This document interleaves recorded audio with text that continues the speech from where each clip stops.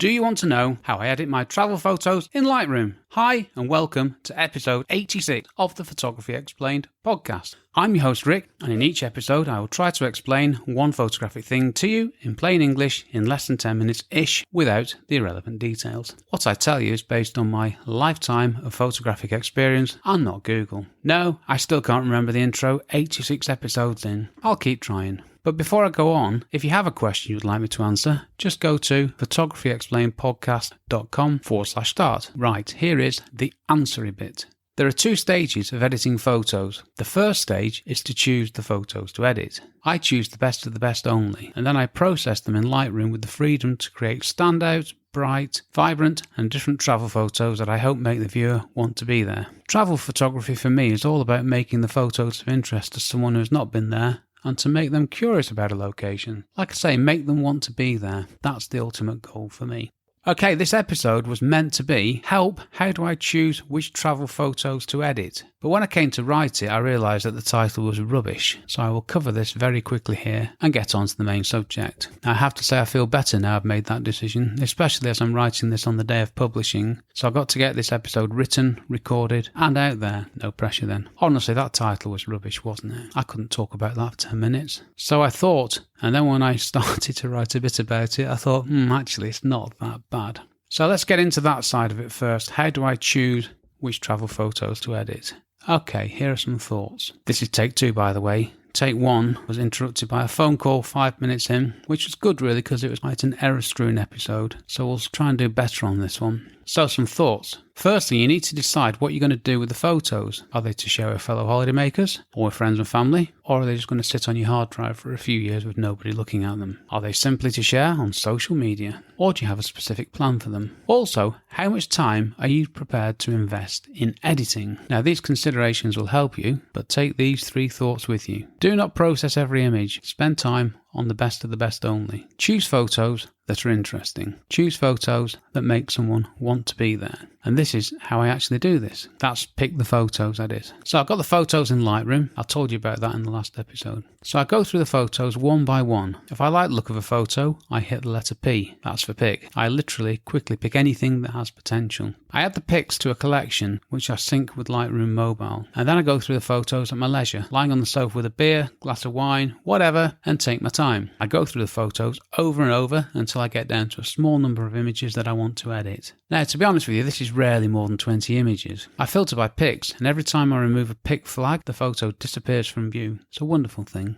I have a number of different uses which influence how much time I'm going to spend choosing and editing photos. On my Photos of Santorini website, I wrote 30 blog posts about how I created the images. Actually, that's a great place to go after listening to this. It's photosofsantorini.com. Now, I spent a good amount of time editing these photos. But for my Paxos travel guide website, I'm after more informal photos showing a place as a visitor would. I've ended up using lots of unedited photos and videos taken with my iPhone. They're fine and they do the job, and I just have one single page of photos taken with a proper camera, using air quotes, and processed in Lightroom. The address to this excellent website, by the way, is paxostravelguide.com.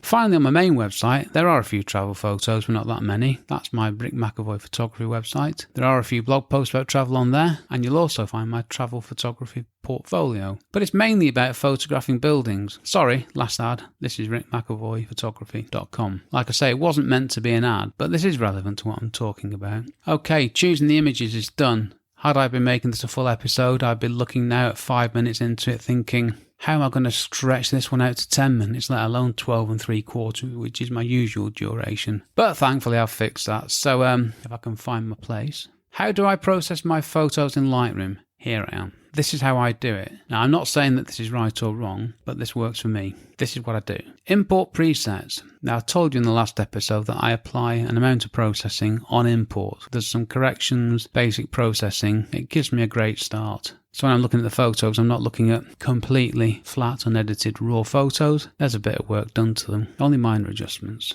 So my first job, or as I've typed here, my fifth job, I need to correct that before I write the blog post. My first job is to crop the first image and also make sure it is level and vertical using the transform panel. I sort of flick between these until I have the basis of an image that I'm happy to work with. The reason I do this now is that if you've got a big adjustment in the transform panel, it can affect the crop, so it makes sense to get the two working together. In an ideal world, transform would be next to crop and it'd be the first thing in my Lightroom process if I was making Lightroom, but I'm not Adobe. Who am I to say these things? So I do this first, and that gives me a final composition that I can work with. I don't see any point in doing this at the end, because I want to know what it is I'm editing and then do the editing. If you think about it, you could spend some time on something that you crop out at the end, so no logic in it to me. Next, the basic panel. This might sound a bit over the top, but I love the basic panel. I genuinely do, and it is far from basic. This is where I do most of my work. I say work, you're just moving sliders around, it's great fun. So I work through all the sliders, going from top to bottom, sliding away to my heart's content. This is when you can play, just go all the way to the right, all the way to the left, see what happens. Do this with a couple of sliders, see how the effects are combined. Just play around and you'll see what happens. I love doing this, especially with travel photos, because it's not like my architectural stuff, which is for a client. This is for me and my website, so I can do what I want. One quick tip, try the auto button. It is surprisingly good and can give you instantly excellent images. Every now and then I get a little belter out of there that I might not have produced myself. So like I say, I go back and forth between the sliders, tweaking away until I have something that I like. Most of the work is in the basic panel. Now, non-destructive editing. This was a thing when Lightroom was released in 2007. Yep, I was there. Before that, editing in Photoshop wasn't non-destructive. I'll get onto Photoshop and my love of it later. So anything that you do in Lightroom can be reversed. Anything you can do can be undone. Don't forget that. Even after you've exported photos out of Lightroom, you still have the file that created the exported file that you can do more to. So just slide away and enjoy yourself. One last word on the basic panel. I don't use a saturation slider at all. It's a bit too clunky for my liking. Tone curve panel. I sometimes use this. This is for fine-tuning the highlights, lights, darks and shadows. But most of the time I don't bother, to be honest. HSL panel.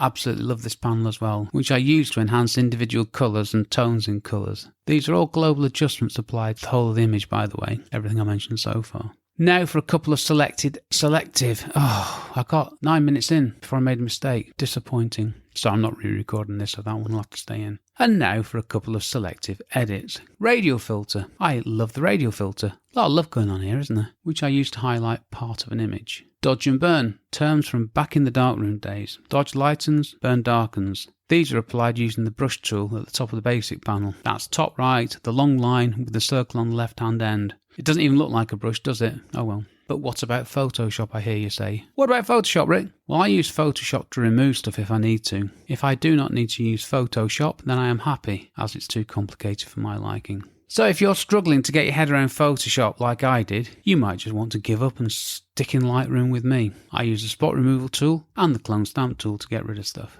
What about layers? I hear you ask. What about layers? I don't get them and I don't use them. Really? And that's on my architectural stuff as well. I don't use layers. I've never used layers ever on a photo. I've tried. Boy, have I tried, but I just couldn't get my head around it. And that's that. Yes, this is all I do.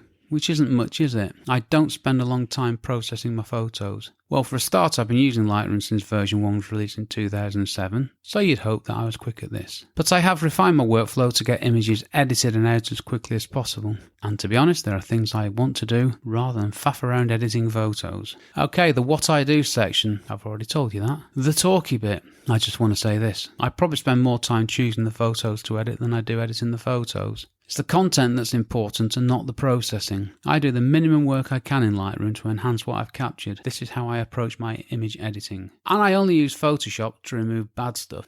Now, if you're happy spending day in, day out, playing around in Lightroom, absolutely fine. Nothing wrong with that, and don't let anybody tell you that. It's just that I choose to do other things. It might be that I've been doing it for so long that I know what I need to do and I don't need to spend too much time. But one last point before I move on. There comes a point where spending more time gives you minimal improvements. It's the law of diminishing returns. So get to a point and move on, which takes me nicely to my one-line summary. Carefully choose the photos you want to edit and then edit them. Don't spend forever editing your photos. Get to the end point and move on.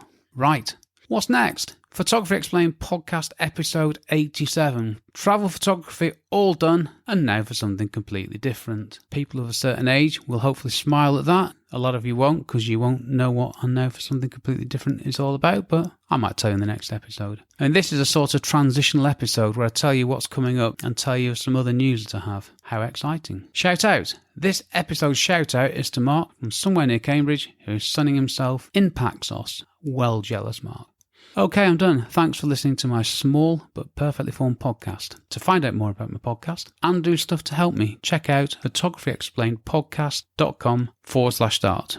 This episode was brought to you by water as I get back into a healthier lifestyle. Well, that'll last. Yeah, right. I've been Rick McAvoy. Thanks again very much for listening and for giving me 13¼ minutes of your valuable time, and I will see you on the next episode. Cheers from me, Rick.